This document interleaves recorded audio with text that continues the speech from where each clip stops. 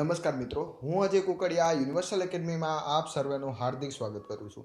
મિત્રો, આપણી જે ઓલ ઇન વન ક્લાસ 3ની જે સિરીઝ ચાલુ છે એની અંદર આજે નેક્સ્ટ મોક ટેસ્ટ સિરીઝ લઈને આવી ગયા છીએ. તો જે લોકો નવા છે એ લાઈક અને સબસ્ક્રાઇબ કરી દેશે. બાકી ટેલિગ્રામની લિંક ડિસ્ક્રિપ્શનમાં આપેલી છે, ત્યાં જોડાવાનું પણ ભૂલે નહીં. તો શરૂ કરી દઈએ આજનો ક્વેશ્ચન નંબર 1 કે વલ્લભીનો રાજધર્મ કયો હતો? તો વલ્લભી છે એ શૈવ ધર્મને પાળતા હતા, એટલે કે એ શિવવાદવાળા હતા. ગુજરાત રાજ્યમાં હાલમાં કેટલામી વિધાનસભા કાર્યરત છે? તો 14મી કાર્યરત છે. પછી 15મી હમણાં ચૂંટણી આવશે ને પછી આવશે. ખાલી જગ્યા ગુજરાતનો સુવર્ણ યુગ ગણાય છે? તો સોલંકી યુગને આપણે ગુજરાતનો સુવર્ણ યુગ કહીએ છીએ. ગુજરાત વિદ્યાપીઠની સ્થાપના કઈ ચળવળ દરમિયાન થઈ હતી? તો અસહકાર આંદોલનની ચળવળ જે આપણે 1920માં કરવામાં આવી ગાંધીજીના દ્વારા, બરાબર, એ દરમિયાન આ ગુજરાત વિદ્યાપીઠ, બિહાર વિદ્યાપીઠ અને જામિયા મિલિયા જે યુનિવર્સિટી છે, બરાબર, એની સ્થાપના ત્રણની સ્થાપના અસહકારની ચળવળ દરમિયાન કરવામાં આવી હોવાનું માનવામાં આવે છે. પ્રાચીન સમયમાં ભરૂચ શહેરનો ઉલ્લેખ કયા નામથી છે? તો કે બ્રોચ, ભૃગુ કચ્છ અને બારી ગાઝા તરીકે છે, બરાબર. અમુક બુકની અંદર ભૃગુ તીર્થ લખેલું છે, પણ તો એ કદાચ ખોટું પડે છે, બરાબર, પરીક્ષા પૂછાય ત્યારે. પછી અમદાવાદની સ્કૂલ ઓફ આર્કિટેક્ચરના સ્થાપક કોણ હતા? તો બાલકૃષ્ણ દોશી હતા. એમનો જન્મ પૂના ખાતે થયો હતો. મેઘરાજાની છડીનો ઉત્સવ ક્યાં યોજવામાં આવે છે? તો ભરૂચ ખાતે આ મેઘરાજાની છડી ઝુલાવવાનો ઉત્સવ મનાવવામાં આવે છે. પછી ગુજરાતના સામાયિક ક્ષેત્રે પ્રથમ સચિત્ર માસિક 20મી સદી કોણે શરૂ કર્યું હતું? તો હાજી મોહમ્મદ અલ્લા રખિયાએ શરૂ કર્યું હતું. પછી અમદાવાદ ખાતે સરખેજનો રોજો મુસ્લિમો માટેના કયા સંતની દરગાહ છે? તો શેખ અહેમદ ખટુગંજ બક્ષ, જે આપણા અહેમદ શાહ બાદશાહ હતા, બરાબર, એમના ગુરુજી હતા. ભાવનગર ખાતે આવેલા મ્યુઝિયમનું નામ? તો બાર્ટન મ્યુઝિયમ, ભાવનગર. ફતેપુર સિકરી નગરની સ્થાપના કોણે કરી હતી? તો અકબર દ્વારા એની સ્થાપના કરવામાં આવી હતી. અને પછી ગુજરાત વિજયની યાદમાં ત્યાં એ બુલંદ દરવાજાનું નિર્માણ કરાવે છે, જે ભારતનો સૌથી ઊંચો બુલંદ દરવાજો કહેવાય છે. પછી કયા શાસનકાળને મુગલાઈ સ્વર્ણયુગ તરીકે ઓળખવામાં આવે છે? તો શાહજહાંનો સમયગાળો છે એ મુગલાઈ સ્વર્ણયુગ કહેવાય છે, બરાબર. સ્થાપત્યનો સમયગાળો પણ કહેવાય છે, કારણ કે એના સમયમાં સ્થાપત્ય મુગલ સામ્રાજ્યના બધા રાજાઓની તુલનાએ સૌથી વધુ થયા હતા. આઝાદ હિન્દ ફૌજનું વડું મથક સિંગાપુરથી ફેરવી ક્યાં ખસેડવામાં આવ્યું? તો રંગૂન ખસેડવામાં આવ્યું હતું. હિસાર કોણે વસાવ્યું હતું? તો ફિરોઝ શાહ તગલખ દ્વારા આ હિસાર વસાવવામાં આવ્યું હતું. મનુષ્યના નિધન સમયે કયા પુરાણનું વાંચન કરવામાં આવે છે? તો ગરુડ પુરાણનું વાંચન કરવામાં આવે છે, કારણ કે આ ગરુડ છે એ ભગવાન વિષ્ણુનું વાહન છે, એટલા માટે. પછી કયા અધિવેશનથી ભારતીય રાષ્ટ્રીય કોંગ્રેસના જહાલવાદી અને મવાડવાદી એવા બે દળ પડી ગયા? તો 1907નું સુરત અધિવેશન, બરાબર. અને અહીંથી એવું કહેવાય છે કે જહાલવાદ અને મવાડવાદ, બરાબર, બુકમાં લખેલું છે કે સામે સામે ચંપલ ઉપર આવી ગયા, બરાબર, સામે સામે મારામારી ઉપર આવી ગયા હતા, બરાબર. એટલે કે થોડુંક ઘાતકી આ જે અધિવેશન હતું એ બની ગયું હતું. અને પછી જહાલવાદ અને મવાડવાદ બે અલગ ભાગલા પડી જાય છે. પછી ચિત્રકલાનો સુવર્ણકાળ કયા શાસનકાળને મનાય છે? તો કે ભાઈ મુઘલ કાળ આવું ચોખ્ખું લખેલું હોવું જોઈએ, તો જહાંગીરનો સમયગાળો છે એ ચિત્રકલાનો સુવર્ણયુગ મનાય છે. કર્ણભાર નાટકના રચયિતા? તો મહાકવિ ભાસે આ કર્ણભાર, ઉરુભંગ આ બંને છે, આ પુસ્તક છે અથવા નાટક છે, એના રચયિતા આ મહાકવિ ભાસ છે. હમ્પી સંસ્કૃતિ ભારતના કયા રાજ્યમાં પાંગરી હતી? તો કર્ણાટકમાં હમ્પી સંસ્કૃતિ પાંગરી હતી, તુંગભદ્રા નદીને કિનારે. પછી આગળ જોઈએ તો આપેલું છે કે નટરાજનું શિલ્પકલાની દ્રષ્ટિએ આંતરરાષ્ટ્રીય ખ્યાતિ ધરાવે છે, બરોબર. તો આ નટરાજનું શિલ્પ છે એ ક્યાં સંગ્રહાલયમાં સાચવવામાં આવેલું છે? તો આ શિલ્પ છે એ ચેન્નાઈના સંગ્રહાલયમાં સાચવવામાં આવ્યું છે. મહાવીર ચરિતમના રચયિતા કોણ છે? તો એ છે ભવભૂતિ. જાણીતું શ્રીનાથજીનું મંદિર ક્યાં આવેલું છે? તો નાથ દ્વારા ખાતે આવેલું છે, બહુ ફેમસ છે. કઈ સંધિને કારણે જર્મનીનું વિભાજન થયું? તો વર્સેલ્સની સંધિ, યાદ રાખજો. આ પછી વૈશ્વિક ઇતિહાસ છે, અને હવે આપણે તલાટીમાં જુઓ તો તમે એમાંથી પ્રશ્નો આવવાના ચાન્સીસ વધુ છે. કઈ સંધિ અનુસાર અમેરિકા સ્વતંત્ર દેશ જાહેર થયો? સાહેબ, આપણે અમેરિકાથી શું લેવા દેવા, પણ તલાટીમાં લેવા દેવા છે. તો પેરિસ સંધિથી આપણે જોઈએ તો અમેરિકા સ્વતંત્ર દેશ તરીકે અસ્તિત્વમાં આવે છે. મગફળી સંશોધન કેન્દ્ર ક્યાં આવેલું છે? તો જુનાગઢ ખાતે આવેલું છે. અમુક બુકમાં લખેલું છે કે એની સ્થાપના 1956માં થઈ હતી.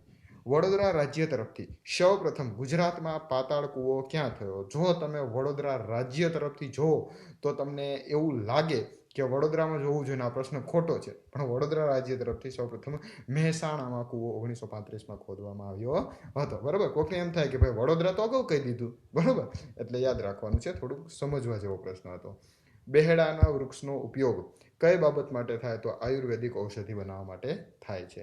મહેસાણા જિલ્લાનો બહુચરાજી તાલુકો નો કયો પ્રદેશ કહેવાય છે? તો કે ભાઈ આ બહુચરાજી તાલુકો છે ચુવાડ પ્રદેશ તરીકે ઓળખાય છે. બરોબર, ચુવાડના ચોકની માં બેચરી એટલે કે માં બહુચરાજી. પછી વિશ્વનો સૌથી વિશાળ ડેરી વિકાસ કાર્યક્રમ કયો છે? તો ઓપરેશન ફ્લડ. સૌથી પ્રાચીન મંદિર કયું છે? પૂછાય એવો પ્રશ્ન છે. બરોબર, તો ગોરજ છે એ સૌથી પ્રાચીન મંદિર છે. યાદ રાખજો, આ ગોરજ ક્યાંક ક્યાંક આવવાના ચાન્સીસ ખરા.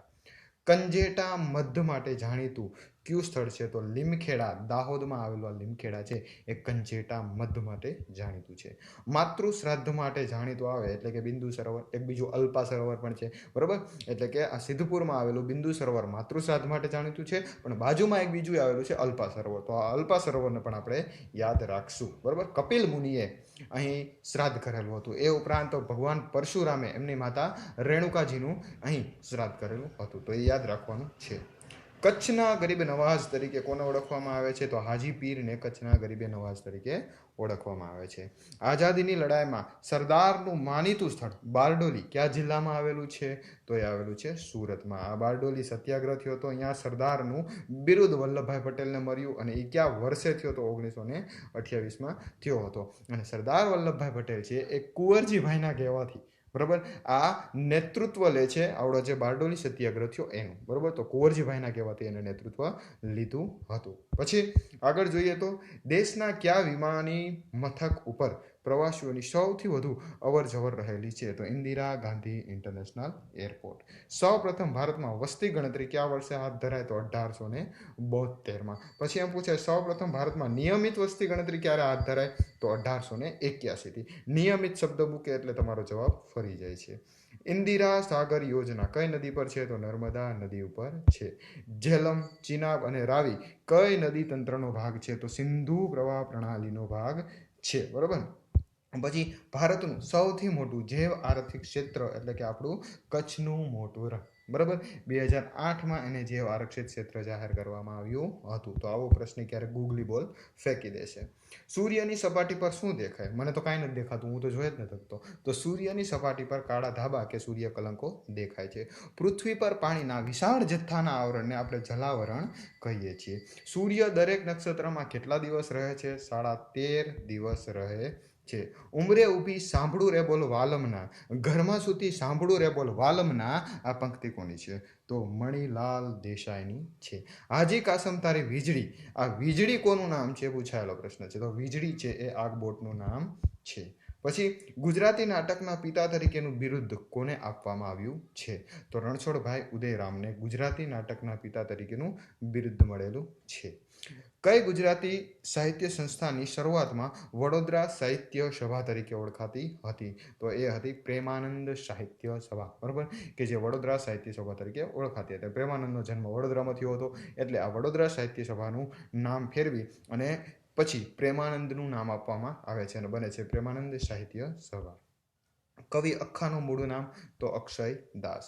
ભારતના રાષ્ટ્રપતિ દ્વારા આજ સુધીમાં નાણાકીય કટોકટીની ઉદ્ઘોષણા કેટલી વખત કરવામાં આવી છે? બરોબર, હાવ હેલો પ્રશ્ન પણ આમાં મજા આવે અને ઘણા લોકો તો રાષ્ટ્રપતિ શાસન, રાષ્ટ્રીય કટોકટી બધું સેમ જ સમજતા હોય, તો એ લોકોને તકલીફ થઈ જાય અને મિત્રો જવાબ આવશે એકે વખત નહીં. નાણાકીય કટોકટી એકે વખત નહીં. રાષ્ટ્રીય કટોકટી પૂછાય બરોબર તો આપણે યાદ રાખશું. બાકી જો અહીંયા ખાસ ધ્યાન રાખવાનું છે, અહીં નાણાકીય કટોકટી છે. બરોબર, ખાસ કહું છું, યાદ રાખજો. રાષ્ટ્રીય કટોકટી 3 વાર આવશે. બરોબર, અને ઓપ્શન એમાં 3 વાર લખેલું હોય છે. બરોબર, ઓપ્શન એમાં જ લખેલું હોય. તમે ફડિંગ કરતો જવાબ લખી નાખજો અને ફડિંગ કરતો એક માર્કે વયો જાય અને વાહ પોઈન્ટ 25 કે પોઈન્ટ 33 બીજો લેતો જાય. બરોબર, એટલે ખાસ સરખું થોડુંક ઉતાવળ ન કરતા. સંસદનું સત્ર ચાલુ ન હોય ત્યારે વટહુકમો પ્રસિદ્ધ કરવાની સત્તા ભારતના રાષ્ટ્રપતિને સંવિધાનના કયા અનુચ્છેદ હેઠળ મળેલી છે? તો 1, 2 અને 3. અને રાજ્યપાલના અધિકાર પૂછે તો 2, 1 અને 3 મુજબ. પછી વડી અદાલતમાં ન્યાયાધીશોની સંખ્યા વધારવાની સત્તા ભારતના સંવિધાન હેઠળ કોની પાસે છે? તો રાષ્ટ્રપતિ પાસે છે. પછી રાજ્ય નીતિના માર્ગદર્શક સિદ્ધાંતોની જોગવાઈ ભારતના સંવિધાનમાં કયા અનુચ્છેદમાં કરવામાં આવી છે? તો અનુચ્છેદ 36 થી 51માં પૂછાયેલો પ્રશ્ન જો જીપીએસસી. મારું ચાલે તો દરેક ગામડાને પ્રજાસત્તાક બનાવી દઉં, આવું તો બાપુ જ કે. સ્વતંત્રતા આપવાની વાત હોય તો ભાઈ ગાંધીજી જ કહી શકે. બંધારણની કઈ બાબત સામાજિક, આર્થિક અને રાજકીય ન્યાય શબ્દનો ઉલ્લેખ છે. તો 3 પ્રકારના ન્યાયનો ઉલ્લેખ છે. જીપીએસસી અગાઉ પૂછેલો છે, બરોબર. તો એ આમુખની અંદર ઉલ્લેખ છે. જીપીએસસી શું પૂછ્યું ખબર છે? આમુખની અંદર કેટલા પ્રકારના ન્યાયની ચર્ચા કરવામાં આવેલી છે? તો 3 પ્રકારના ન્યાયની ચર્ચા કરવામાં આવે છે. ફ્લેક્ચ્યુઅલ ડેટાબેઝ જ ક્વેશ્ચન, પણ જે લોકોએ કાયદેસર સમજવું એને જ ખબર પડે, બરોબર. એ ઉપરાંત આમાં એવું પણ હવે કદાચ આપણે ક્લાસ 3માં એવું પણ બની શકે કે નીચેનામાંથી ભારતના આમુખમાં શેના ન્યાયની વાત કરવામાં આવી નથી. તો સામાજિક, આર્થિક અને રાજકીય સિવાયનો ચોથો ઓપ્શન મૂકીએ આપણે જવાબ, બરોબર. હવે યાદ રાખજો, આવું હવે લાવશે. નીતિ આયોગના નાયબ અધ્યક્ષની નિમણૂક કોણ કરે છે? તો એ કરે છે વડાપ્રધાન, કારણ કે હોદ્દાની રૂએ વડાપ્રધાન છે એ નીતિ આયોગના અધ્યક્ષ બનતા હોય છે. રાષ્ટ્રપતિ શ્રી ખાલી જગ્યાની ઘોષણા કરે ત્યારે મૂળભૂત હકો નિયંત્રિત કરતો હુકમ કરવામાં આવે છે. તો રાષ્ટ્રીય કટોકટી જ્યારે ઘોષિત કરે છે ત્યારે. પછી પેશા શા માટે ઘડવામાં આવ્યો હતો? પૈસા લેવા માટે? ના, આદિવાસી વિસ્તારોમાં પંચાયતો માટે વિશેષ જોગવાઈ કરવા માટે. Panchayat extension to schedule areas, બરોબર. દિલીપસિંહ ભુરિયા સમિતિની ભલામણ 1996માં, બરોબર, લગાવવામાં આવી હતી. તો યાદ રાખજો, ગુજરાતના 14 જિલ્લાની અંદર આ આદિવાસીઓ માટે છે એ આ લાગુ કરવામાં આવેલો છે. ગુજરાતના 14 જિલ્લામાં હાલે અમલી છે આ પેશા એક્ટ 1996, દિલીપસિંહ ભુરિયા સમિતિ, બરોબર. પૂછાયેલો પ્રશ્ન છે, યાદ રાખજો. કમ્પ્યુટર સ્ક્રીન પર દેખાતા પોઈન્ટનું નિયંત્રણ શેના દ્વારા થાય? તો માઉસ દ્વારા થાય. આખા ગામને ખબર છે. નોર્ટન શું છે? તો એન્ટીવાયરસ સોફ્ટવેર છે. હવે MS વર્ડમાં પૂર્વ નિર્ધારિત રીતે ફાઇલનું નામ શું હોય છે? તો ડોક્યુમેન્ટ એવું નામ હોય છે. પછી ફાઇલ અથવા ફોલ્ડરને ડિલીટ કર્યા પછી ક્યાં દેખાય? તો કે ભાઈ રિસાયકલ બિનમાં દેખાય છે. ભારતીય કૃષિનો મુખ્ય પ્રકાર કયો છે? તો નિર્વાહ કૃષિ. કેવી? નિર્વાહ કૃષિ. ભારતીય રિઝર્વ બેંકના ગવર્નરની નિમણૂકની સત્તા કોને છે? તો કેન્દ્ર સરકારને છે. જો યાદ રાખજો, આમાં આપને એમ થાય કે રાષ્ટ્રપતિ આવતું હોય છે કારણ કે એ બહુ મોટું પદ છે, બરોબર. કાયમ થાય વડાપ્રધાન આવતું હોય છે, એ બહુ મોટું પદ છે, પણ નહીં, કેન્દ્ર સરકાર છે એ નક્કી કરશે કે RBIના ગવર્નર કોણ બનશે. નાબાર્ડની સ્થાપના ક્યારે થઈ? તો વર્ષ 1982માં શિવરામન સમિતિની ભલામણના આધારે આ નાબાર્ડની સ્થાપના કરવામાં આવી હતી.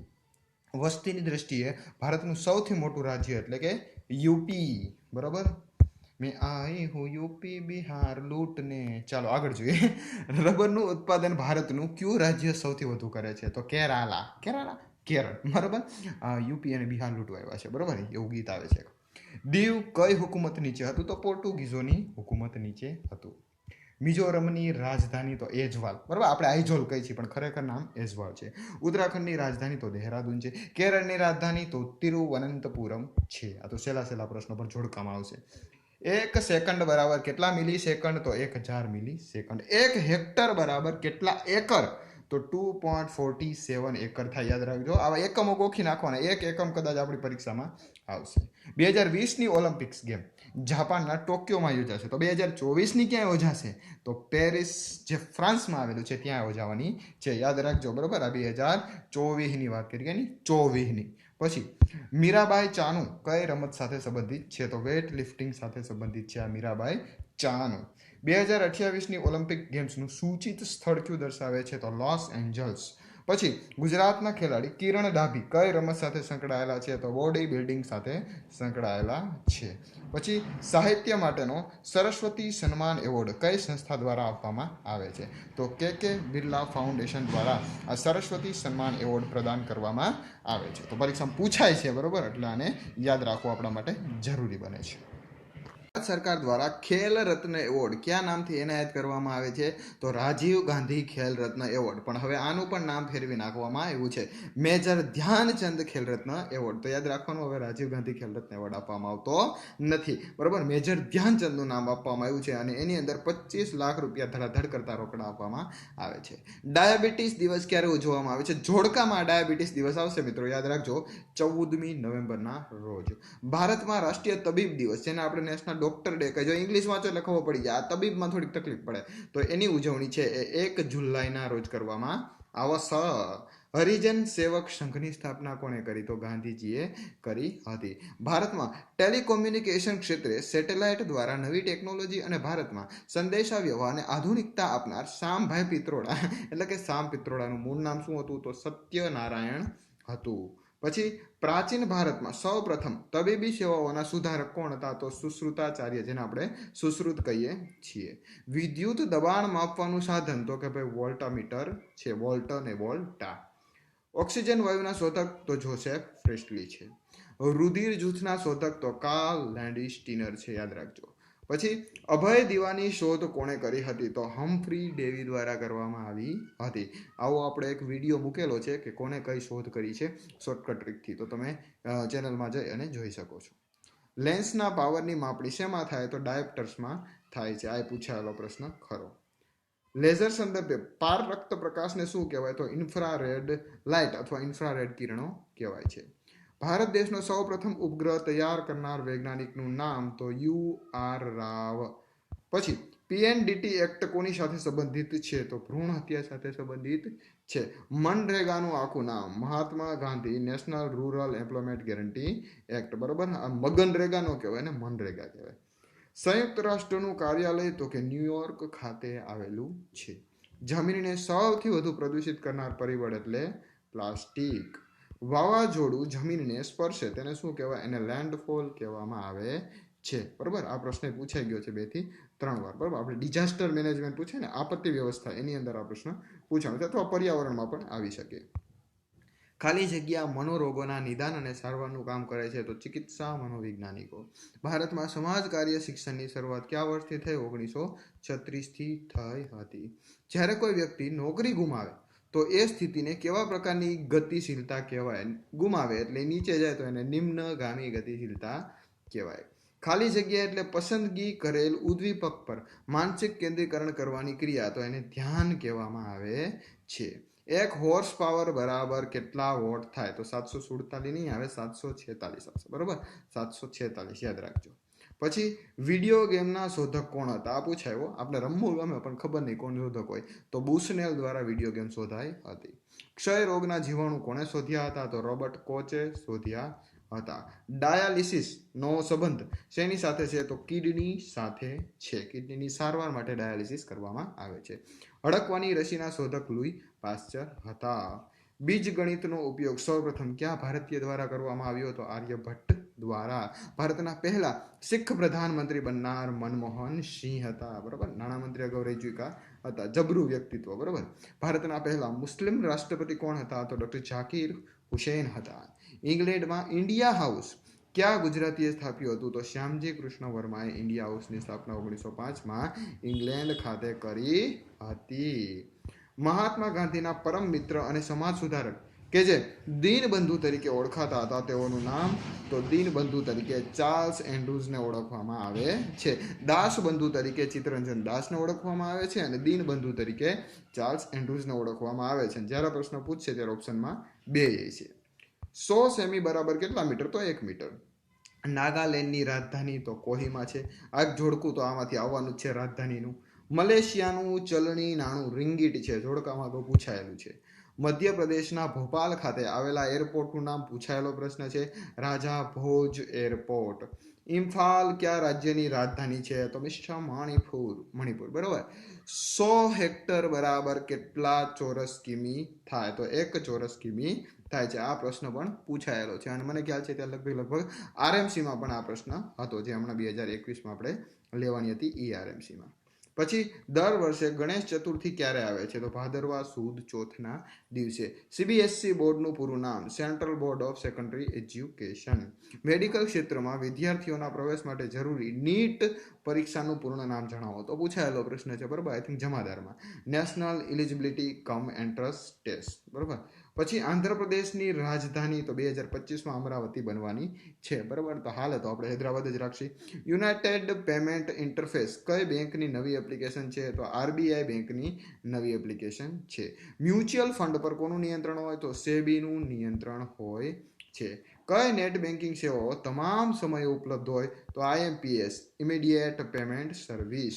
એમએસ વર્ડમાં પેજને આડું દર્શાવવા માટે કયા વિકલ્પનો ઉપયોગ થાય છે? તો લેન્ડસ્કેપ વિકલ્પનો ઉપયોગ કરવામાં આવે છે. સીડી બંધ કરવા માટે કયા સોફ્ટવેરનો ઉપયોગ થાય? તો નેરો સોફ્ટવેરનો ઉપયોગ થાય છે. બરોબર, અને આ પ્રશ્ન ઉપલો 2 પ્રશ્ન છે એ 2 પ્રશ્ન આરએમસીમાં હતા. સામાન્ય રીતે જે ડીવીડી હોય એની સંગ્રહ ક્ષમતા કેટલી હોય? તો 4.7 GB હોય છે. ભારતીય બંધારણના ભાગ 4માં શું સમાવિષ્ટ છે? તો એ રાજ્ય નીતિના માર્ગદર્શક સિદ્ધાંતો. ભારતીય બંધારણમાં રાષ્ટ્રપતિની સત્તાઓમાં કઈ સત્તા ન્યાયતંત્રની સત્તા છે? તો ગુનેગારને માફી આપવાની સત્તા છે એ ન્યાયતંત્રને લગતી સત્તા છે. જિલ્લાની અદાલતો સંદર્ભે સેશન્સ ન્યાયાધીશ કોને કહેવાય? તો ફોજદારી મુકદમા ચલાવે તે ન્યાયાધીશને. નીતિ આયોગ ભારતમાં ક્યારથી અમલમાં આવ્યું? તો 1/1/2015 થી અમલમાં આવ્યું હતું. કોના સ્થાને? તો આયોજન પંચના સ્થાને. પછી માહિતી અધિકાર અધિનિયમ વિશ્વમાં સૌપ્રથમ કયો દેશ લાવ્યો હતો? તો સ્વીડન લાવ્યું. કોણ? સ્વીડન. હું એને સ્વીડન કહું જ નહીં, હું એને સ્વીડન કહું. બરોબર. 1809માં સૌપ્રથમ. બરોબર. અને એ લાવવા વાળું હતું સ્વીડન. પછી ભારતના બંધારણના આમુખ અનુસાર સાર્વભૌમત્વ કોના સંદર્ભમાં પ્રયોજવામાં આવેલ છે? તો કે ભારતના લોકો, એટલે કે સર્વસ્વ સાર્વભૌમત્વ ભારતના લોકોમાં નિહિત છે. બંધારણના આમુખમાં ન્યાય, સ્વતંત્રતા, સમાનતા અને ભ્રાતૃભાવને સુનિશ્ચિત કરવા માટેની ખાતરી કોના માટે છે? ભારતના નાગરિકો માટે. નીચલી અદાલતે કરેલા નિર્ણય તે આદેશને રદ કરવા માટે કઈ રીટ કાઢવામાં આવે છે? તો ઉત્પ્રેષણની રીટ કાઢવામાં આવે છે. પછી સંઘ યાદી, રાજ્ય યાદી અને સમરવતી યાદી અથવા સહવર્તી યાદી એ બંધારણના કયા પરિશિષ્ટમાં છે? તો 7મા પરિશિષ્ટમાં છે. કયો અનુચ્છેદ રાષ્ટ્રના મહત્વના સ્મારકો, સ્થળો અને પદાર્થોના રક્ષણ માટે રાજ્યને જવાબદાર ગણે છે? તો એ છે અનુચ્છેદ 49. ગુજરાતીમાં ભક્તિ કવિતાનો પ્રારંભ કોની રચનાઓથી થાય છે? તો નરસિંહ મહેતાની રચનાઓથી થાય છે. મનુભાઈ પંચોળીનું પૂરું નામ? મનુભાઈ રાજારામ પંચોળી. 85 વાંકાનેરમાં એમનો જન્મ થયો હતો. હાઇકુ કાવ્ય પ્રકાર ગુજરાતીમાં કોણ પ્રચલિત કર્યો હતો? તો સ્નેહરશ્મિ. બરોબર. એ સ્નેહરશ્મિએ પ્રચલિત કરેલો છે. 17 અક્ષરો હોય. બરોબર. 5, 7 અને 5 આવી રીતે સિસ્ટમ હોય છે. 5, 7 અને 5ની. પછી ગુજરાતી પત્રકારત્વ ક્ષેત્રે સૌપ્રથમ શુદ્ધ ગુજરાતી પંચાંગ પ્રગટ કરનાર કોણ હતા? તો ઈચ્છારામ સૂર્યરામ દેસાઈ. કયા કવિનો જન્મ વડોદરાના ચાંદોદ ગામમાં થયો હતો? કવિ દયારામનો. પૃથ્વી પરના હવાના આવરણને વાતાવરણ કહેવામાં આવે છે. ઓમાનના અખાત પર દક્ષિણ પૂર્વી ઈરાનમાં કયું બંદર છે? તો ચાબહાર બંદર આવેલું છે. ભૂતાનની રાજધાની પૂછાય થિમ્પુ. શું છે? થિમ્પુ. ભારતને આજુબાજુમાં જે કંઈ પણ દેશો છે એની રાજધાની, એના ચલણ આટલું ગોખી નાખવાનું. બરોબર. એની રાજધાની, એના ચલણ અને પોસિબલ હોય તો એની સંસદને શું કહેવાય? આ 3 ટોપિકને આપણે ગોખી નાખશું. પૃથ્વીનો દક્ષિણ ધ્રુવ કયા નામે ઓળખાય છે? તો એન્ટાર્કટિકા તરીકે ઓળખાય છે. હૈદરાબાદ કયા રંગની મીનાકારી માટે જાણીતું છે? તો કાળા રંગની. બરોબર. ધોરણ 10ની બુકમાંથી લીધેલો છે. ખાલી જગ્યા શુક્ર અને મંગળની ભ્રમણ કક્ષાની વચ્ચે આવેલ છે. તો ધરતી. ધરતી એટલે પૃથ્વી. હો, ધરતીનો મતલબ થાય પૃથ્વી. બરોબર. તો આ થોડુંક ઉલ્લુ બનાવવાનો પ્રશ્ન હતો. રેલવે એન્જિનના નિર્માણ માટે પશ્ચિમ બંગાળમાં ક્યાં આવેલું છે? તો એ સ્થળ છે ચિત્તરંજન. ચિત્તરંજન ખાતે રેલવે એન્જિનનું નિર્માણ થાય છે અને રાજ્ય છે પશ્ચિમ બંગાળ. ધાતુને ઓગાળવા કઈ ખનિજનો ઉપયોગ થાય છે? તો ફ્લોસ્પારનો ઉપયોગ કરવામાં આવે છે. બરાબર. છોટાઉદેપુરમાં આંબા ડુંગર ગામ અને નેતી ટેકરીમાંથી મળે છે. નગર ગાયિકાઓ તાના અને રીરીનું જન્મસ્થળ વડનગરના કયા જિલ્લામાં આવેલું છે? આ વડનગર છે એ કયા જિલ્લામાં આવેલું છે? વડનગરનો જિલ્લો ન હોય. બરોબર. તો વડનગર છે એ મહેસાણા જિલ્લામાં આવેલું છે. એટલે કે મહેસાણામાં વડનગર આવેલું છે અને તાના રીરી સાથે જોડાયેલું સ્થળ છે. સિર ક્રીકને અન્ય કયા નામે ઓળખવામાં આવે છે? તો બાણગંગાના નામથી ઓળખવામાં આવે છે. ડાંગનું પ્રવેશ દ્વાર? તો કે વધઈને ડાંગનું પ્રવેશ દ્વાર કહેવામાં આવે છે. ઘણા એને વઘઈ વાંચે. તો વઘઈ વાંચો તોય વાંધો નહીં, જે વાંચો એ પણ આપણે 1 માર્ક આવવો જોઈએ. તો મિત્રો, આ પાઠને આપણે અહીં રાખીએ છીએ. આ મોક ટેસ્ટને અહીં પૂર્ણ કરીએ છીએ. આશા રાખીશ કે તમને ઉપયોગી બનશે. તો નવા હોય તો લાઈક અને સબસ્ક્રાઇબ કરી દેજો. બાકી ટેલિગ્રામની લિંક આપેલી છે, ત્યાં જોડાવાનું પણ ભૂલતા નહીં. તો મિલતે હૈ નેક્स्ट पार्ट के साथ. ત્યાં સુધી જય હિન્દ, જય ભારત. Take care.